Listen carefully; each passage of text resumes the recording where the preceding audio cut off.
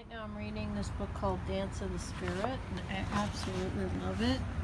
I think that it's a very involved kind of writing, really beautifully written, but this is not for someone who's in a rush, because a lot of this is stuff that you have to sit with yourself and really think about, because otherwise you're just going to think that this is a very self-indulgent book.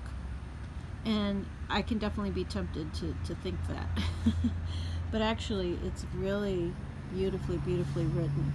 And I think every woman should read this book. But read it when you're in a quiet place. Because otherwise, this is all just going to be like, oh my gosh, this lady's too into herself. Not true. So, I'm just going to go over this because this is really powerful. I thought I'd share some of this with you because I think it's really worth looking into. Fourth step is dwelling. Allow your personal reflections on dwelling to emerge from your inner self. Breathe gently and easily. Let your breath find its own rhythm. So I know, again, this is very self-indulgent, but worth it. So you ask yourself these questions when you're at peace. In what place are you most yourself? For me, the beach. What are some of the characteristics of that place? It's peaceful, the ocean, the waves, the way it's so calming. My feelings about the place is like it's church. It's the way I would want church to be.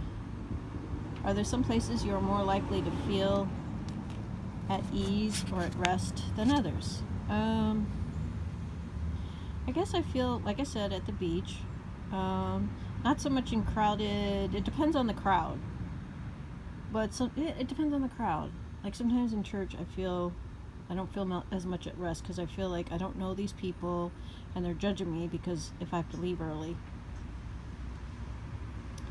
What are some of the characteristics of those places? Are they similar in some way or do they differ? I'm not sure what that means. Are there some places where you're less likely to feel at ease? Have you ever been a place where you began to sense new things about your place, about yourself, a place that taught you about yourself just by the kind of place it was? If so, what did you learn? I don't know. I mean, I think just being by myself sometimes, just being within myself, I've seen things, learned things I didn't know. Am I at most ease at rest when I'm alone? I'm okay if I have been with other people. If I haven't, then it's very difficult to be alone. Do you sometimes want to be alone at other times? Yes. Do you visit imaginary places? Okay, so this is a good question. Or daydreaming. Do you spend much time in them? If you do, what calls you to visit them? So when I try to sleep, I make up stories to help me fall asleep, because I notice that when I distract my mind from trying to fall asleep or the things that I want to accomplish the next day, I get very relaxed. So I make up these stories. Like yesterday I was making up this story that, I mean, just crazy stuff. Like if I see something in a movie and it just kind of like, oh, I wonder what it would be like to do that.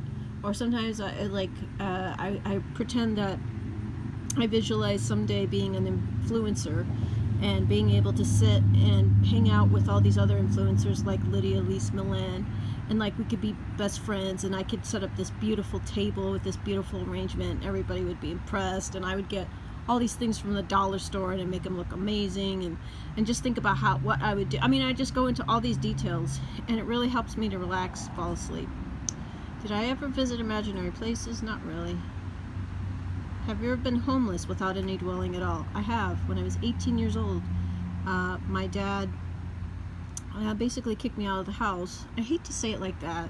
I mean, it was a terrible thing he did, but you know, it was 30 years ago, so it's not like I have this hostility towards him, but it is what it is.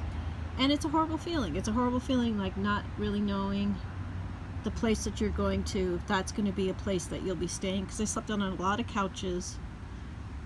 And yeah, so anyway, that's some of the stuff. I hope I haven't bored you. Hopefully that's given you something to think about. But this is called Dance of the Spirit, the 7 Steps of Women's Spirituality, and it's by Maria Harris, and I highly recommend it. Look at this. I got so many folded pages. Okay,